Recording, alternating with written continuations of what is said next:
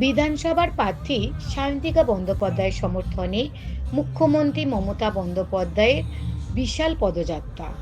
আজ ৯ই এপ্রিল বৃহস্পতিবার ঠিক দুপুর ৩:৩০ বরানগর বিধানসভার কেন্দ্রের প্রার্থী সায়ন্তিকা বন্দ্যোপাধ্যায়ের সমর্থনে কামারহাটি ডানলপ থেকে বিটি রোড ধরে সিটির মোড় পর্যন্ত মাননীয়া মুখ্যমন্ত্রী এক বিশাল পদযাত্রা করলেন।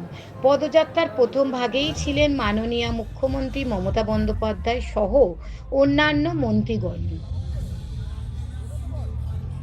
এই পদযাত্রাকে ঘিরেই অগণিত তৃণমূল সমর্থক পায়ে পা মেলান এবং বিভিন্ন ওয়ার্ডের কাউন্সিলরগণ পায়ে পা মেলান।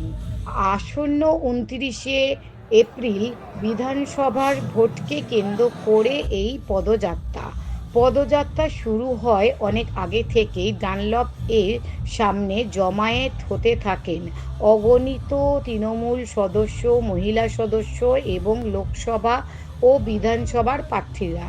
ফেস্টুন, রঙিন বেলুন হাতে নিয়ে দাঁড়িয়ে থাকেন তৃণমূল কর্মীরা। এই পদযাত্রাকে ঘিরে অগণিত দর্শক রাস্তার দুধারে অপেক্ষা করতে থাকেন মুখ্যমন্ত্রীকে স্বাগত জানানোর জন্য। পদযাত্রার মাধ্যমে একটাই বার্তা, বিধানসভার ভোটে বিপুলভাবে জয়যুক্ত করার আহ্বান সায়ন্তিকা বন্দ্যোপাধ্যায়কে। পদযাত্রার আগেই মাইকিংয়ের মাধ্যমে বিভিন্ন স্লোগান দিতে থাকেন মাননীয় মুখ্যমন্ত্রীর পদযাত্রায়। ব্যুরো রিপোর্ট, দৈনিক দুরন্ত বাংলা।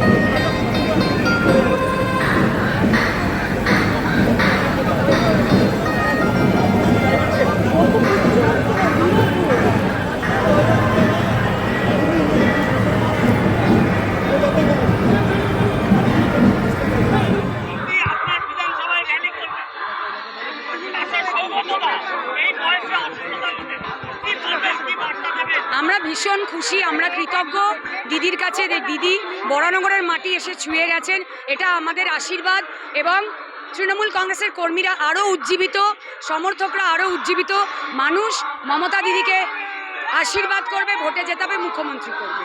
দিদি, তুমি বারবার বলেছিলে 1 বছরে তুমি সেইভাবে কাজ করতে পারোনি, বড়নগরে একটা বড় প্রবলেম ড্রেনেজ। আমি সেইভাবে কাজ করতে পারিনি বলিনি, আমি বলেছি যেটুকু সম্ভব ছিল 1.5 বছরে করা আমি সেইটুকু করেছি। যে কাজগুলো সম্পূর্ণ করতে পারিনি সেগুলো আবার আগামী। বিরোধীরা বারবার বলছে তুমি অনেক বিরোধীদের পায়ের তলায় মাটি নেই, ওই জন্য ওরা যা বলছে বলছে, অসুবিধা নেই। মুখের আম না, আমার কাজ রাবণের মতো, এরকম করলে তো হয় না। মমতা দিদির র্যালির পরে কোনো অশুভ শক্তির নাম নেব না।